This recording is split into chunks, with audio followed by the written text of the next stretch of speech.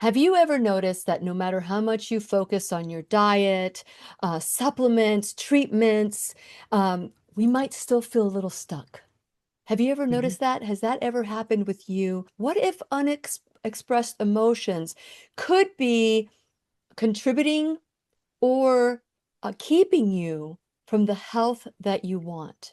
What if anger? What if fear? What if lack of wanting to forgive someone causes your body to not embrace the health that you want?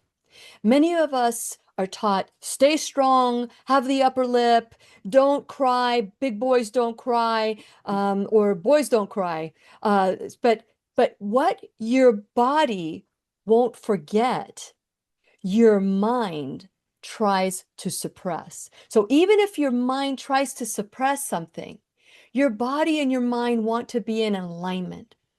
And this happens over and over and over again and again and again. But it's really easy to pay some money to have somebody work on your body. But what if that's not the only thing? Well, today in the classroom, we're very fortunate to have Lisa Tarantino in the classroom. She is a radical remission coach. I want to read because to make sure I have everything. A certified functional nutrition coach, counselor, a certified health coach, a cancer support leader, and she helps people with these journeys because she herself is a thriver. So Oh, in her journey, she's been able to discover the importance of how our mind, our heart, our spirit works in alignment with our body and our mind and our heart and every aspect of our body. So today we're going to be talking with Lisa Tarantino about how suppressed emotions can impact our healing. So get your paper, get your pens, and start writing some notes because we're going to learn and grow together.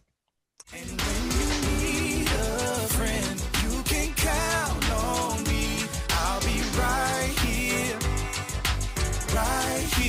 waiting for you. Hi, my name is Lily McDermott, and I'm a certified life coach. I'm a certified holistic cancer coach and the host of the Lillian McDermott radio show Classroom. If this is your first time in the classroom, please know I've been waiting for you. This is a safe place where you can go when you need a friend. It is my commitment to provide natural ways to heal, and it is my mission to make awareness, responsibility, and truth a part of our everyday life. And I hope you, my listening, as well as my viewing friend, will feel empowered to embrace a new truth and live the life of your dreams. Well, as I said, that so many times we want to live the life of our dreams, but things that happen unexpected, things that we thought we dealt with, are still holding us captive. How does that manifest in your life?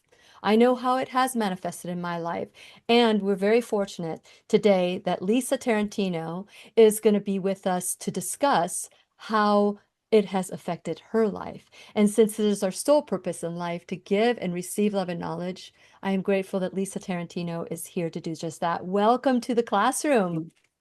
Thank you. Thank you so much for having me. It's an honor to be here. Oh, it's an honor for you to be here as well. I'm looking forward to having this conversation because the first time we met, we started Hmm. talking about this and we realized We did. how in alignment we are because there's We not are. enough talk about the emotional aspect of disease. And so So true. share a little bit about your background. I know you're Mhm. highly credentialed and but there's a story behind your journey. So share a little bit about your Yeah. background and what brings you here today. So my journey with a cancer diagnosis began in 2017. I was diagnosed with stage 3 endometrial cancer. And, as you all know, you're blindsided by the diagnosis. You never think it's going to happen to you. And, I operated at that time out of fear. I jumped right into conventional treatment. I had quite a journey in 6 months. I had 6 surgeries. I had a lot of complications with all of the surgeries. I had sepsis. I had infection in my port. And I was actually scheduled for 6 weeks of radiation when I completed my chemotherapy treatments. And honestly, I really didn't have any intention of doing the radiation treatments. I had already been researching and learning about, holistic ways to heal, and it really wasn't aligning with me. And so when it came time to get my body and my immune system ready, my doctors actually sent me for a bone marrow biopsy because my white blood cells in particular were so low that, they wanted to see what was going on. And so those results came back that I have a genetic predisposition for low white blood cells. So my oncology team came to me and they said, well, Lisa, you can't have radiation. You just won't survive it. So at that point, I said, well, what do I do now? And that's the interesting part of my story, honestly, because I knew a lot of the answers of the questions I was asking the doctors. Should I avoid stress? Should I eat better? Should I do this? Should I do that? And they all looked at me and they said, no, just go back to your old life. If you get a symptom, call us. We'll send you for scans periodically. Eat whatever you want. I'm like, so you've got nothing. And I actually started laughing in the office. And it seems like a weird reaction, but I said, you guys give awful advice. You're in the conventional realm, but then you have nothing for people in a survivor plan. And I knew at that point that that was going to be my mission, creating a healing plan. And I knew I had to do it myself because honestly, conventional medicine probably is off the table for me forever because of my immune system. I work hard at it every day. And so that's what kind of brought me to functional nutrition. I decided to go back to school and learn myself so I can help my body, boost my own immune system myself, Yeah. learn about food, nutrition, and then I could take those skills and I can help other people because it's always been in my heart to help people.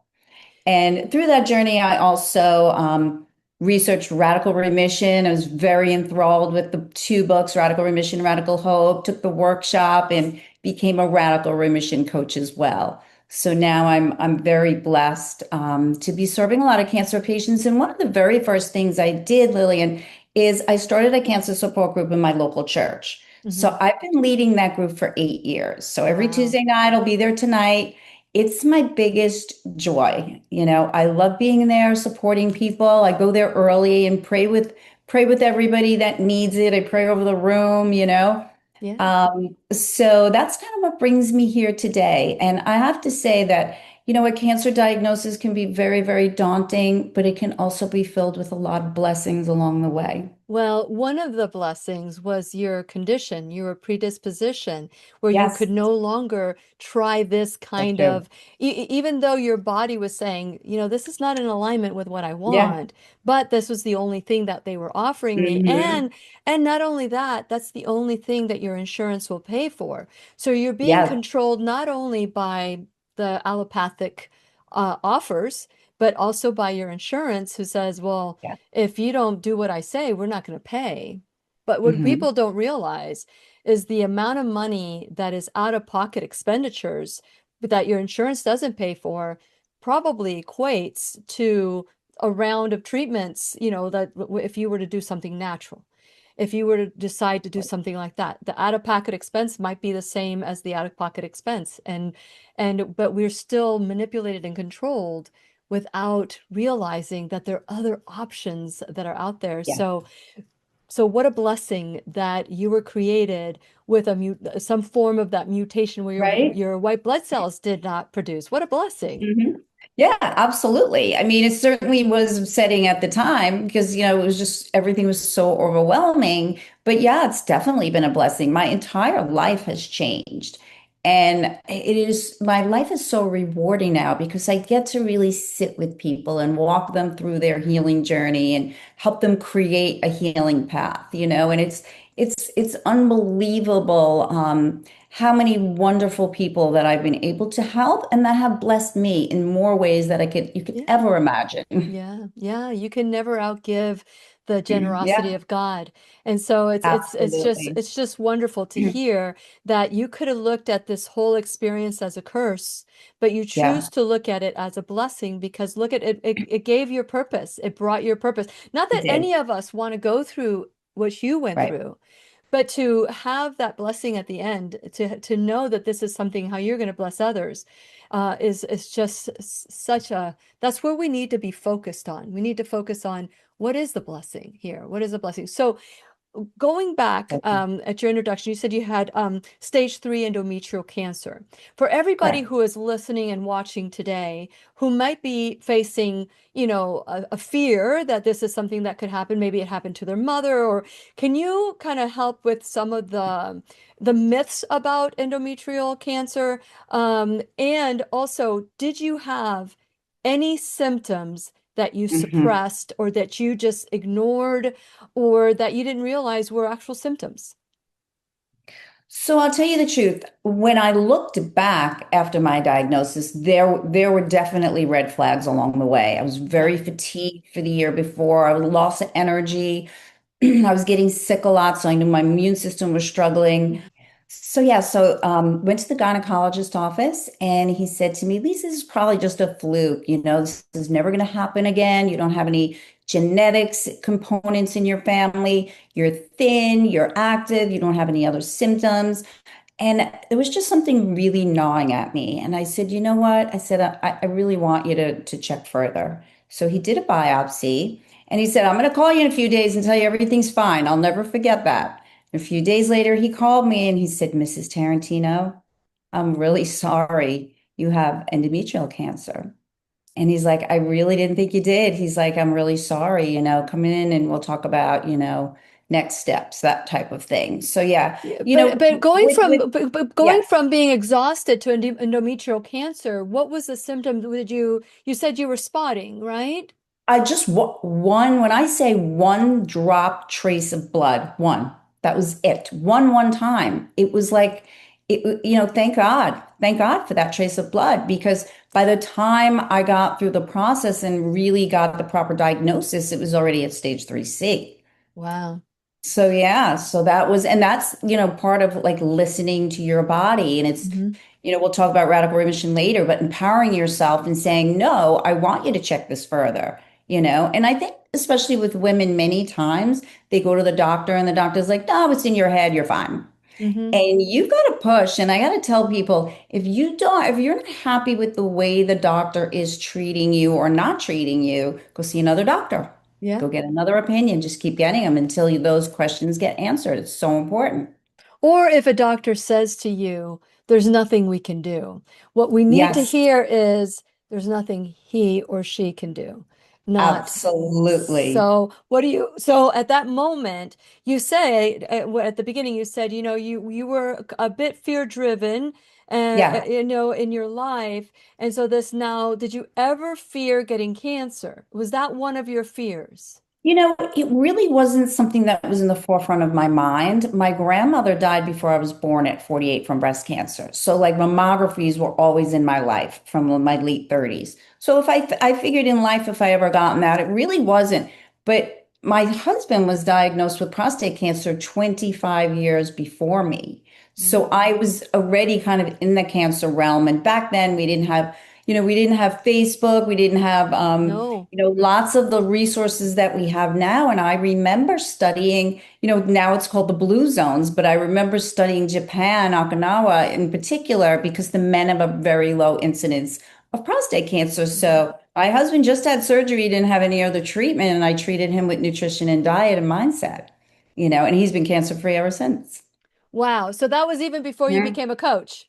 It was a long time ago. See, that when I went for my own Mhm. personal growth and I graduated from the program, I later went back and became a coach from the program. And I Right. was like, oh, I'm so looking forward to getting my certification. And Yeah. my coach, teacher, mentor said to me, "You've always been a coach. You don't need a certificate to tell you you've always been a coach." I remember saying that my first That's coaching funny. session was with my parents when I was 5 years old. I told them to stop fighting and That's get funny. I and think love my one my another. yeah, my husband would agree with you that I was coaching him because he would be like, "I'm not eating this. I'm not drinking this." And I was coaching him. Yeah, you are. So even though you had had that experience before, when it Hmm. happened to you, did you feel that you just didn't have the support of someone saying, "This is what you need to do," that will, I like you did. did for your husband? No, I didn't at first. And I'll tell you something really interesting briefly. Mhm. So, for 25 years prior, I had a rare illness called cyclic vomiting syndrome. And I was very, very sick with that.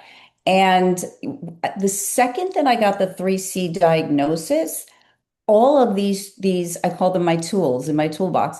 All of these things kept coming into my mind like, oh gosh, you never changed this when you had this illness. Now you know you've got to develop boundaries and you got to get rid of toxic people in your life, and all these things kept flooding into my head that, oh, you can change this outcome.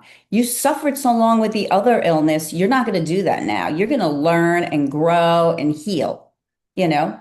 So as you're telling yourself this, and you're Hmm. being told there is nothing we can do, you cannot do the radiation.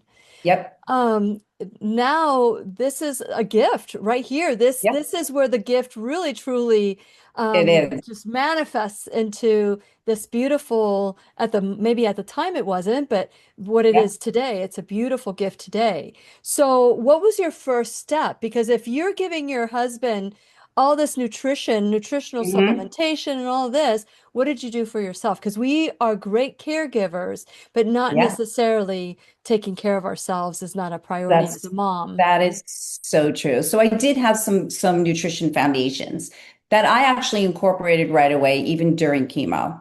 And I did hire a traditional Chinese medical doctor that helped me with some herbs for my immune system. And honestly, I do believe without those herbs, I probably never even would have gotten through my treatment. And then the other blessing is that a month after these doctors said, just go home and live your life, I walked into my first Annie Appleseed conference. And whoa, just like the floodgates opened, and all of these amazing people and healers and experts and integrative people from all over the world had so much information for me. And not only that, the hope of the participants, people that had been going to this conference for years and were given these grim prognoses, and they were thriving and living many, many, many years. That gave me my hope, you Yep. know? So that first convention was such an enormous blessing. I was sitting next to the co-author of Radical Hope. That's how, I learned about the Radical Remission workshops and releasing suppressed emotions, which we'll talk about in a little bit. Yeah. But that was the first gift, was the Annie Appleseed conference. I remember And coming we just home. and we just completed that. We just We completed that did, in we did, February, we which was did. great. It was Yep. nice seeing you Hmm. there. Yes, Yes. absolutely. Yeah. Yes. So here you are, you're going through this, you're feeling alone. All of a sudden you hear about the Annie Appleseed, which I Hmm. highly recommend for all of us to go next year as Yes. well. Because it's so wonderful. And I understand the hope and all the things that Yeah. you get from things like it's not about, the typical cancer. If you choose to do chemo, they meet you there as well. So it's like Yes. you don't have to follow everything that they say, but just be open to what you learn is basically Yeah. how it works there. So with that in mind, when you go there, you're experiencing for the first time a group of Hmm. people that you probably didn't even know existed, huh? Exactly. Exactly. I was amazed. I remember mentally preparing myself. Oh gosh, Lisa, you're going to go to a cancer conference. Everybody's going to look sick. I mean, that's the honest truth. I thought everybody was going to look ill. It was going to be rough. And I walked in and it was like the most amazing, life-changing experience of my life. And I've been going ever since.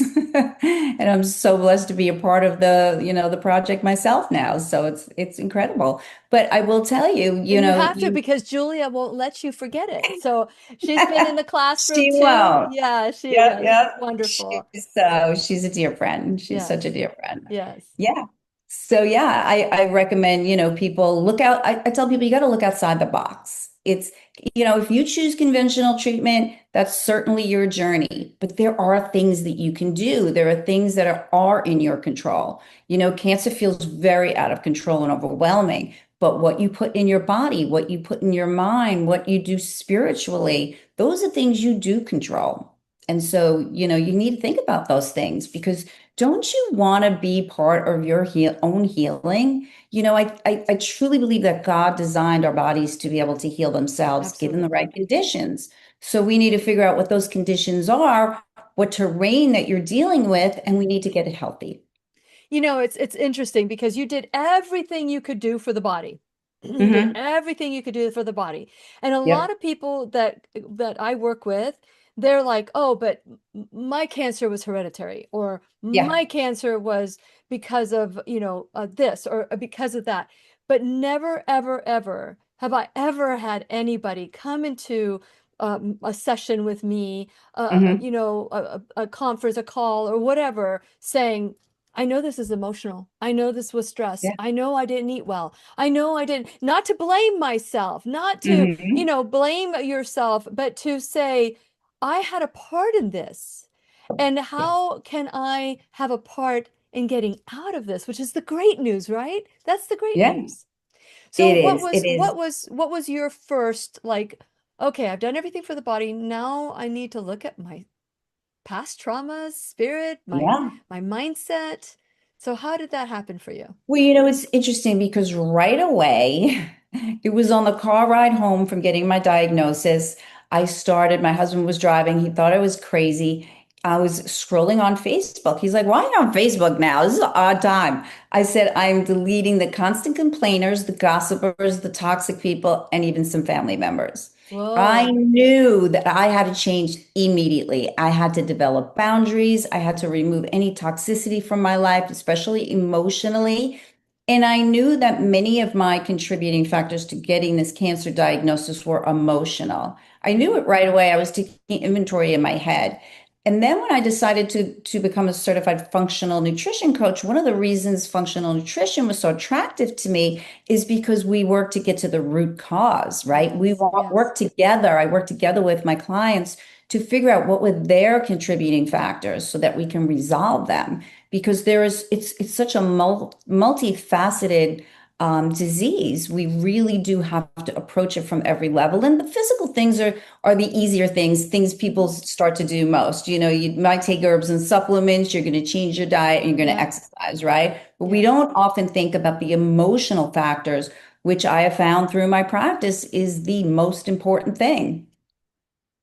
Absolutely. Yeah. Absolutely. So, how do you get started? How did you get started? I know that you went on Facebook, you eliminated all these people, but Yeah. what was that awakening, that aha moment that said, this is emotional. This is what was that thought process? Because we will say something like that to ourselves Hmm. and we dismiss it. Oh no, because it's hereditary. Oh no, because Yeah. I had this particular chemical or I had Hmm. this. What was that where that step? They say Yeah. that the step, the hardest step is the one from the brain to the heart. Yeah. That is the hardest step. And it's just So it's true. and so for you, what Yeah. was that moment that you said, this is emotional? What what else went So through your mind? there were two very significant things. The Okay. first one was when I took the Radical Remission workshop and we were Okay. learning about release suppressed emotions. And they were saying how, the people pleasers, the people that are like a doormat, the ones that never say no, those are the ones that not only are more apt to get cancer, but they're also ones if they don't change the behavior to not do well with cancer. Mhm. And then the second thing is I signed up for this Bible study in my church called Freedom. And it's freedom from all the things, all those suppressed emotions, the guilt, the shame, the unforgiveness, the anger, the fear. And that was just like light bulbs through that whole Bible study. I'm like, oh yeah, I am a bona fide people pleaser. So And I how do you remember stop that? How do you stop that? yeah, it took work. I really had to develop boundaries. I had to really, and I still do this to this day, is when somebody asks me to do something, I'm like, okay, like give me 24 hours. And I give myself 20 because I want to help everybody. I want to do everything and I want to say yes. And I remember my pastor asking me something one day. I was practicing on him. And I go, well, that's a hard no. And he started laughing. He's like, are we practicing our no's? I said, yeah, I figured if I could say no to you, I could say no to anyone, right? That's a good thing. So That's a good thing. And you yeah, know so what? Everybody cheers you on. You need to have boundaries. You need to be saying no. you Hey, can you have help me to. with this? No, no, not to Yeah. me. You can't say no to me. That's Yeah. everybody Yeah. wants you to be able to say no to everybody else, but not don't say no to me. But keep going, keep going. It's so true. And then through that, I was really realizing how I was spreading myself really thin. And that's part of the reason I was exhausted and I wasn't sleeping. And then I was dealing with I was saying yes to toxic people and helping them. And I'm like, what have I lost my mind? Like, this is my life. I'm going to do everything I can to heal from this cancer. I'm going to show those conventional doctors wrong that there are things that you can do. And I was on a mission. I was on a mission to discover every little thing. And as soon as I started to do some of the releasing suppressed emotion work, the journaling and praying, a lot of things were appearing to me, things, behavior from the past, traumas that I have been storing from the past that I didn't even realize. And I started working through those things and completely changing my life. I mean, I limited the toxicity in relationships. I released the toxicity in the home, any, cleaners and makeup, things like that. But the emotional work, I knew that that was going to be my thing. I had to do the emotional work. And probably a year after my diagnosis, I hired my own health coach. And he was amazing. And he actually trained me, to coaching trauma as well. But as we worked through certain things from my past, other things popped up that I didn't even remember, because the old adage, oh, I've dealt with that. I dealt with that a long time ago. That doesn't bother me anymore, Yeah, I dealt with it. Yep, I until, dealt with it. yeah, But yeah. what people don't understand is we deal with it up to the level that we can handle it. Yes. And if it comes back again, that means there's more to go, right? So true. So true. And especially as women and men do this also, we Yeah. push our emotions down. We have busy lives, right? Everybody has a busy life. We have families to take care of. And so when something happens, we just kind of sweep it under the rug. We just push it down. I was raised that way. You just sweep it under the rug. It's not a big deal. But it will show up in your body later on, I promise you. So you have to address it. Yeah, and it is true. And it's not a one size fits all. There's a Yeah. lot of people that get a diagnosis of any kind and they think, Hmm. oh, okay, so I just need to eat this or I just need to take Yeah. this supplement. I just need to do this.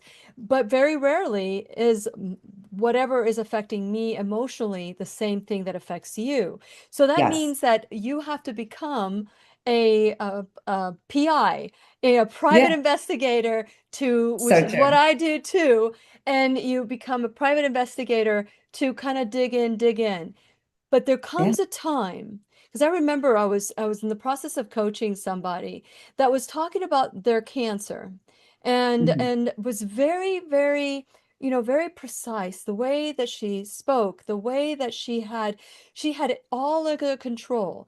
And although she had stage 4, she had the right coaches, she had the right Hmm. therapist, she had the right doctor, she had the right nutrition, she had the and I kept saying there was a detachment Hmm. between her being right and the emotional.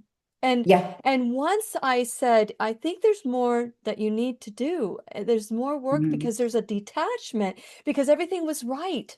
Everything was Yeah. perfect. But if that's true, why is it that the cancer came back?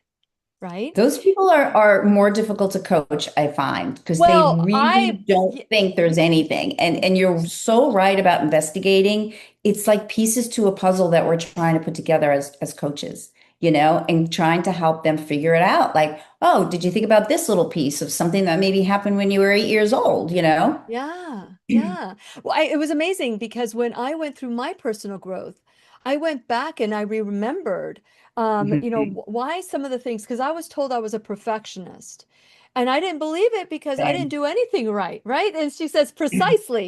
And so Hmm. that was the whole concept. I didn't think I was a perfectionist, Yeah. but when it was brought to my attention and I Hmm. started doing my own personal growth, I realized that there were a couple of things that happened to me in my childhood. When I was like 7 years old, my teacher told me I would never amount to much.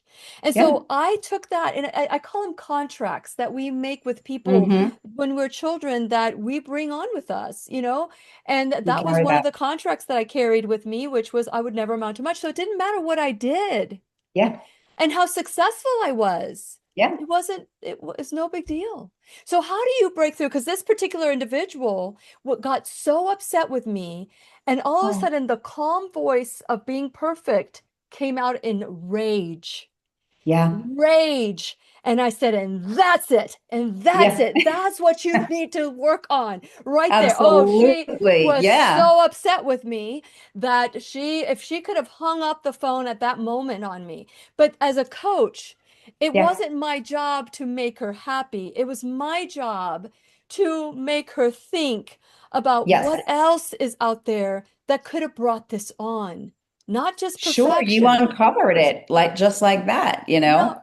I mean the cadence of her voice was always the Hmm. same, Yeah. perfection, perfection, perfection, Yeah. until I said, "Why did it come back then?" She said I Yeah. was shaming her, that I was shaming her. Oh. That was her take, and it was like Yeah. I at that moment I realized that my job was to plant a seed, not to fix it. And Yeah. so I said, "Listen, you Exactly. know, this is what you asked me to do." And but if this is not what you're ready with, you go to your group of experts and work on Hmm. this. Just ask. Yeah. I just ask. But everybody was her friend. Everybody was her friend. And that moment I became her enemy. So with that in Yeah. mind, how do you handle something like that? And how do you It's encourage tough. people to keep digging and keep, I call it a soul Yeah. shovel, so that they dig and Uh-huh. dig and dig So until there's true. only truth. So what are some of your pearls that So you could? some of the things that I do is I start from early childhood. And I did learn this from my coach because when I remember one of our first coaching sessions, he told me, "Well, what are you going to do the rest of the day?" I said, "Well, I'm going to set my table." He goes, "Well, that'll take 5 minutes. What else are you going to do?" I go, "No, I don't think you understand. I'm having company, next week, and I'm making my table really pretty. It'll take me a couple of hours." He said, "You're doing what? And it's going to take you, and it's not till next week. Who's coming? The president?" And I remember saying, he's like, "So you're a perfectionist?" I said, "Well, am I? Yeah, I guess I am a perfectionist." And then it was funny because one of the people that were attending my dinner party was not somebody that I really get along with. And my coach was like, why are you trying to impress this person?" And it was a relative. And I said, "Because it would make my mom happy." He goes, "But your mom's not here, and your mom, honestly, Lisa, she really wasn't wonderful to you, and you're still looking for her approval." And that just uncovered so much childhood trauma that I didn't even know I was hanging on to. So we always start with childhood and work our way from there. Or sometimes somebody's had a recent trauma and we need to work through that. Maybe somebody died in the family and we have to work through the grief. So we do that. Yeah, but But those are it's, easier. Those are yeah, they easier. are. They Those are. are the It's the easier deep, ones. Yes, it's the ones, it's the deep seated. I've already dealt with it kind of mentality, and it's the stuff that we do suppress. It's the stuff because So true. when you go back and you're talking to somebody and they had a perfect childhood, their Hmm. father and mother were excellent, everybody in their family, everything is just perfect.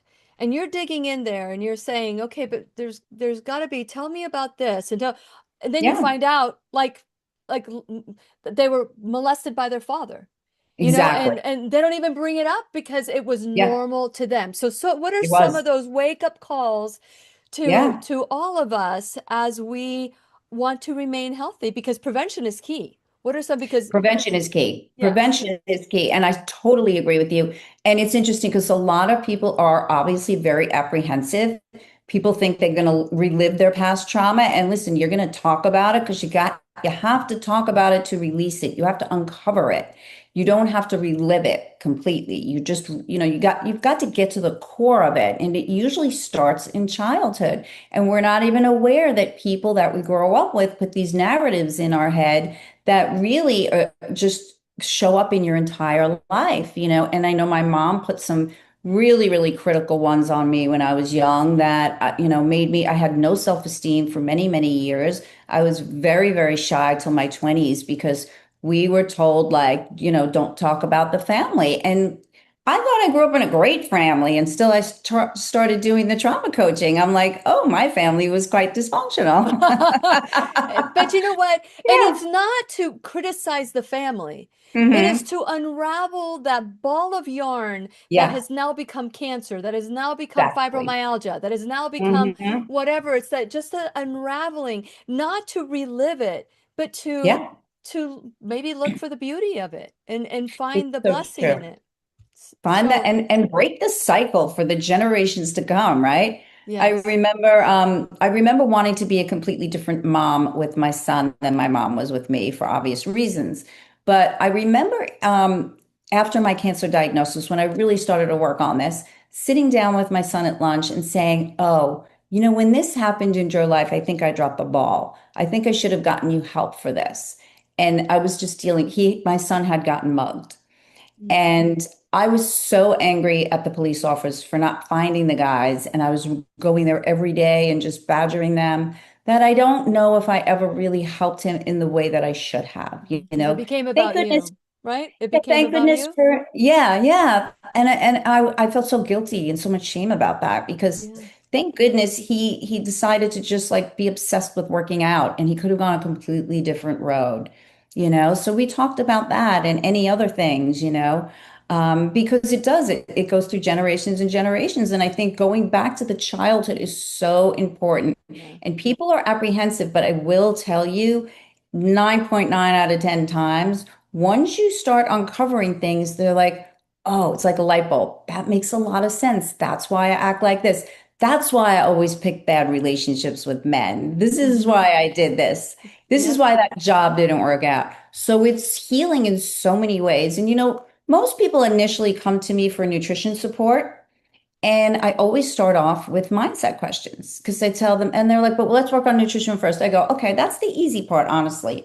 I said, but if your mindset isn't right, nutrition is going to be a sticking point. It's going to be more difficult for you. Let's work on your mindset in conjunction with nutrition so we can get it all taken care of and then work through your spiritual time too, you know? Beautiful, beautiful. And Yeah. I would love to have you maybe share. I want to take a moment and talk about the website and all the things that are Yeah. happening in the classroom. Hmm. And then we'll come back and maybe look at some of these Sure. questions. There's a questions examination for Yeah. ourselves as you Yeah. listen to what Lisa has to say. I want to encourage Perfect. you to go to whenyouneedafriend.com. While you're at whenyouneedafriend.com, please subscribe to the website. It's a two-step process. Make sure that you opt in. So you'll get an email and then it'll say, did you want to be a part of the Lillian McDermott radio show classroom? And you say yes.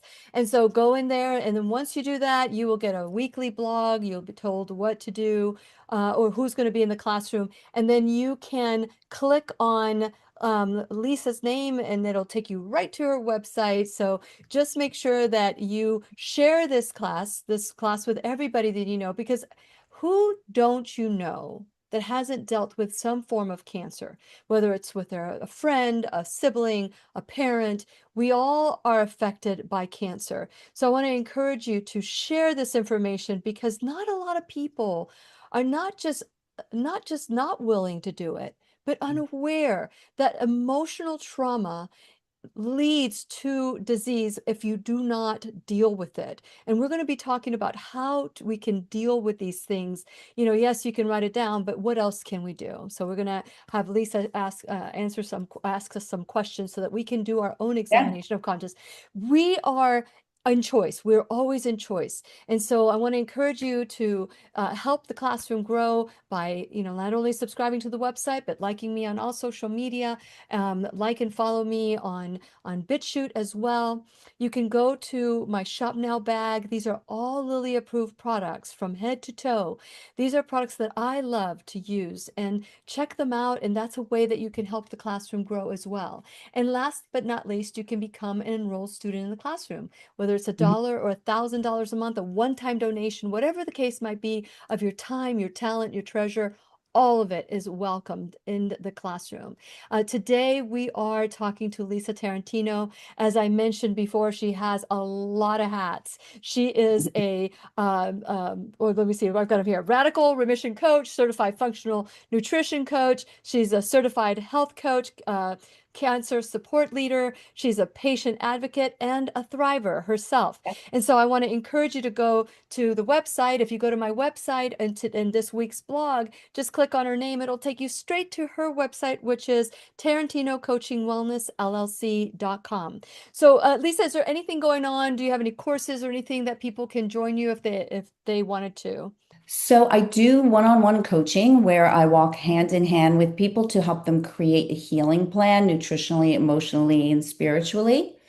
But I also, which is one of my real big passions, is as a radical remission coach and workshop instructor, I teach the radical remission workshops on the 10 healing factors of radical remission. And interestingly, 7 of those factors are not the physical factors. So I love teaching those. And then most recently, I have co-created with Shelly Curran. She is a naturopath. We have co-created a whole food plant-based workshop for radical remission. So we worked on it for over a year. It is loaded. It's a 6-week workshop. You get a great 20-page workbook with it. You'll walk away with recipes. You'll know how to prep food, what to cook your food, how to eat when you go out. And you're going to learn the most important things is why, right? Why should I eat these foods and why should I stay away from these other foods? So we're really excited about that new workshop. So those are the events I have coming up. Awesome. Awesome. That's good news. Yeah. Good news. Okay, so prior to me talking about my website, I said, there are some questions we can ask ourselves to kind of trigger a journaling series or Mhm. just getting it out. So let's talk about how do we get these emotions, not only acknowledge them, but out of us. Yeah. So some of the questions I ask my clients, kind of in the initial and then working into the trauma part of it. Do you struggle with the word no without guilt? Do you feel responsible for other people's emotions? That was a big one for me. Do you step over your boundaries or do you even here have clear boundaries? Because boundaries are so important. Do you avoid conflicts at all costs? And I tell you, this was a big one for me. And I've just kind of traced it back to that. My parents never fought in front of us. I don't know if they ever had an argument, but there was never yelling or screaming. And so I struggle with confrontation. Even if it's two people that have nothing to do with me, I'm in a restaurant and a couple's fighting, it makes me very uncomfortable. It's something I really, really had to work at. It's Do you? interesting because my parents Mhm. argued all the time in front of Did us. they? And I swore, I said, I'll never do that to my kids. And I used to hate Yeah. it when Robert would try to confront me in front of the kids. I'm like, no, no, no, we're not doing that. But anyway, go ahead, We're keep not going. doing that, right? Yeah, Yeah, so it kind of works both ways. yeah. And then things like, do you apologize excessively? And I did that with a previous, I've been married a long time. I did that in a previous relationship, because this person always, made me feel, I was always critical and always made me feel like I was wrong. So I was always apologizing. Do you feel exhausted, but you're still pushing yourself, right? Do you have a resentment or do you rarely express anger? It's another one for me. Mhm. I'm not an angry person. And when I get angry, which isn't often, I'm very uncomfortable with that emotion, you Interesting. know? And so, do you put your health first? Like, that's the most important question because that's the most important thing you need to do. You need to put your health first. So there's a thing called self-abandonment. And when it's chronic, it keeps the nervous system in survival mode.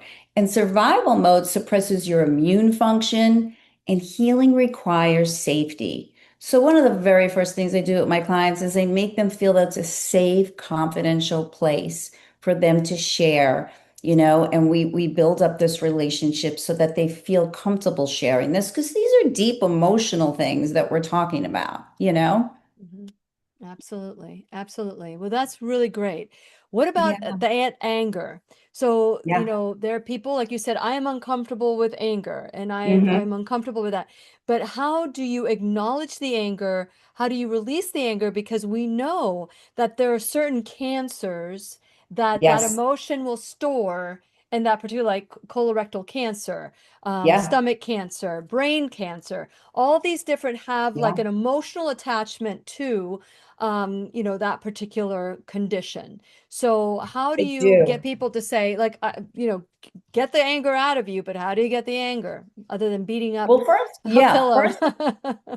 First of all, it's recognizing what is the root cause of your anger. And it's usually something that happened in childhood. I'll give you an example of someone that maybe had a verbally abusive parent. So their anger, and then they turn out to be a verbally abusive spouse or, partner. And it's very important to discover where is your anger coming from in order to work on it. And a lot of times that's very difficult. And the thing with the anger is, if it's unresolved, you're constantly going to be triggered. The guy that cut you off on the road, you're going to get really mad at him. The lady in the supermarket that walked in front of you, the littlest things are going to trigger you if you don't learn how to regulate your anger. So the first step is really uncovering that and then giving somebody tools. And there are many, many different tools I have in my toolbox. For one of my family members, I'm like the best thing for him to do is to go out and walk, get in nature, start walking, start journaling about what you're angry about, who you're angry about, what those triggers feel like. Where do you feel it in your body? Because you're so right, Lillian. We store it in our stomach. It shows up in the colon. It actually shows up in the liver as well. And that's a really, really tough emotion. And it usually takes quite a bit to work through the anger because a lot of people they have a short fuse. So it's learning to tell them to take a pause when they feel angry, to take a pause and take a step back and say, what is triggering this anger before I can resolve it? And the other thing I like to talk about is something called the vagal nerve, because before trauma processing, the vagal nerve acts like a communication highway between the brain and the body. So a strong regulated vagal nerve will improve things like digestion, your mood, your anger, your inflammation in your body, even your immune system. So we want to figure out, the state of your vagal nerve, and then we have certain steps on how to improve that. And simple things like something called 4-7-8 breathing, just teaching somebody how to pause and really breathe. 4 breaths in, you hold for 7, and you may have to work up to that. And then you exhale slowly for 8 breaths. And then things like humming and singing might sound really silly, but when you activate that vagal nerve, you're going to feel better. And then things like even gargling with water, cold water on your face, gratitude reflection. Talk about the Yeah. things you're grateful for. And then this is one of my favorites, but it's definitely not one of my clients' favorites in the beginning, is praying for the person that made you angry. Oh, Um, yeah.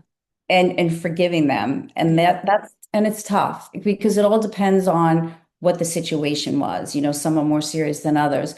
But praying for that person, that took me a while to learn how to do myself, honestly. But praying for them, and finding that way to forgive them, because that's the way you're actually going to release the anger, because it usually comes from a circumstance or an individual in your life. And it usually starts again in the childhood phase. It's interesting. Yeah. We can't do a show on emotions, a class on emotions, Yeah. and not talk about forgiveness. I mean, if forgiveness is key. And I Big. don't know if I said this to you, but the way I close the class every time is love, peace, joy, and unexpected abundance.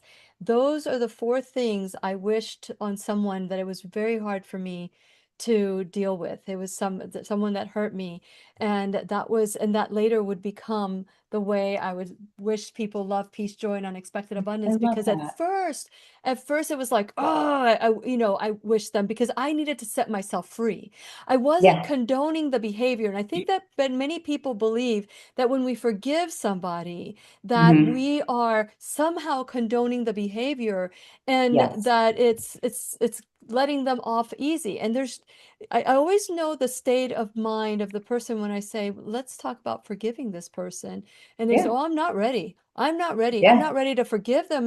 But what I'm Yes. hearing you say is that you're not ready to set yourself free. How do So you help somebody get to that other side where they realize that if they don't forgive them, they will hurt themselves?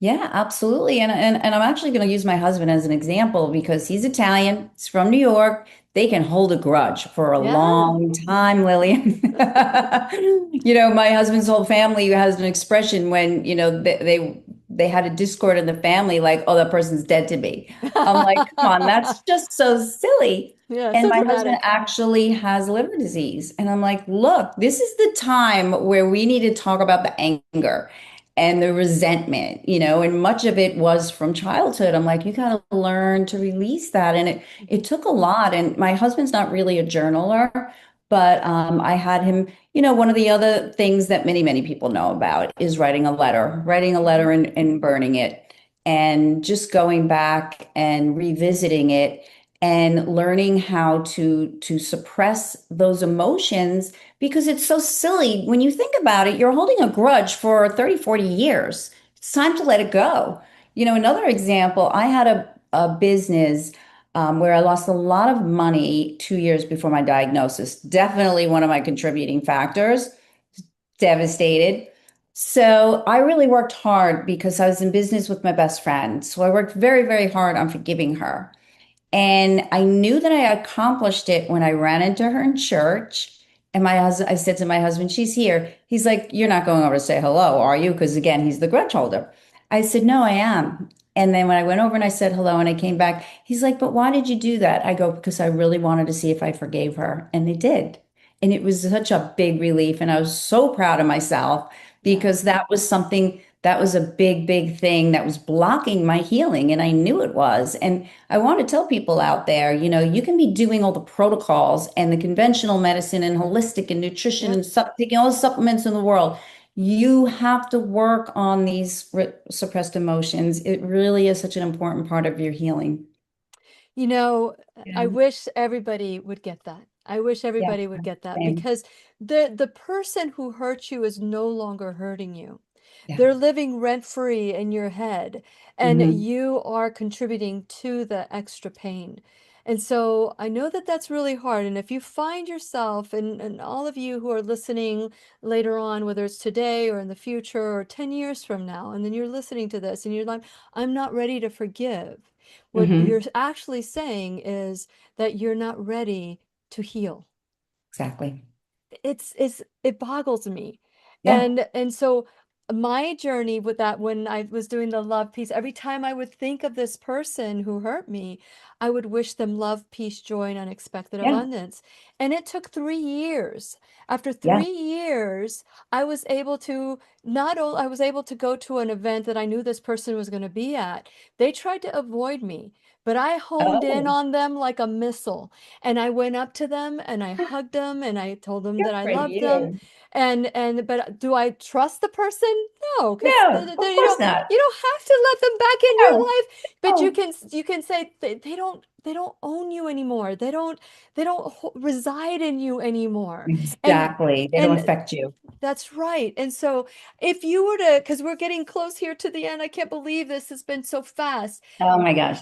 How do you, because we were talking about forgiveness and we are talking about emotional traumas and we're talking about the questions, which are very, very good questions for all of us to just sit and rewind. I don't know, many of you don't know what Mhm. rewind is, but go to the beginning and start asking yourself these questions because that's Yeah, the only, when you think of somebody, if the pit of your stomach is hurting, then you know it's not done. I love the fact that you went to that former friend I that is did. now an acquaintance and Hmm. that you were able to go up to them, say hello, and it didn't hold you. It didn't tie your Yeah, stomach in a knot. You it didn't need did. their approval anymore. So explain how that felt for you. It felt like total freedom. It felt like I mean, I went through such a traumatic experience with this business and this friend that it was total freedom. I had worked so hard on it and I was so proud of myself.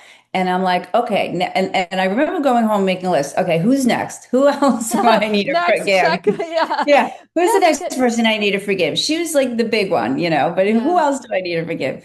Because it is so important. And I really encourage people, listen, in my coaching, I do trauma coaching, but sometimes I work in conjunction. I have my clients work with a therapist. Sometimes, people are more comfortable with that. There are all different types of healers, whatever that aligns with Yeah, you, but somebody that you're going to feel safe with and open up to is so important. it is. It is. Yeah. Okay, so before we go, Hmm. someone's just tuning in right now. Yes. And the word maybe anger is resonating with them, or maybe lack of forgiveness. And that lack of forgiveness could be to themselves or somebody Yeah. else. Let's talk about compassion Yeah. and being compassionate to self and compassionate towards whatever happened that led them to gifts and lessons. So what would you say to someone who's just tuning in and realizing that maybe they have a diagnosis or maybe they Mhm. don't have a diagnosis, but they refuse to let go of their anger, let go of their situation and be right about how this person is a hateful person? What would you say Yeah. when it comes to compassion for yourself and others? Listen, whether you have a cancer diagnosis or not, you want to have a healthy quality of life. You want to feel joy and happiness. And if you're holding on to all this unforgiveness or anger, or sometimes it's shame and guilt of things you Mhm. may have done in the past, it's time to forgive yourself. It's time to get that self-compassion, that self-love, and get rid of the self-loathing because a lot of us go through that also, through the shame and the guilt and realize that this is a part of your journey for freedom, freedom from illness, freedom from emotional issues. And this is something that you absolutely need to lean into. Find somebody that you're comfortable and that you feel safe with. This is an important part of a healing journey, any healing journey from any disease. Yeah, and we've got to Yeah. realize that the story in our head, the story of what Mhm. happened that will victimize us. Yes. Sometimes we have, sometimes victimization is intoxicating too. Mhm. But we got to let go. We have to figure out why would I want to continue being a victim? And that's where Yeah. compassion for self is very important. And know that, we're not condoning the behavior, you're Mhm. just setting yourself free. And Lisa, thank you Yes. so much for sharing your Thank wisdom you. and your Thank you for journey having with me. us. Yes, and I'm so excited Thank that you. we finally were able to do this, Yep. and hopefully something that was said today will touch somebody's heart so that they will make that first step from the brain to the heart Yeah. so they can start the healing process, the real healing process, so that they could either prevent something from happening in the future, reverse it, or, keep it from going any further. So thank you for your Absolutely. assistance with that. I really appreciate it. You're my pleasure. And please remember, if you want to reach out to Lisa, you can go to TarantinoCoachingWellnessLLC.com. You can go to my website at whenyouneedafriend.com, go to the blog and just click on her name and it'll take you there as well. Thank you so much once again for tuning in today and risking to learn something different and new that might be a little uncomfortable.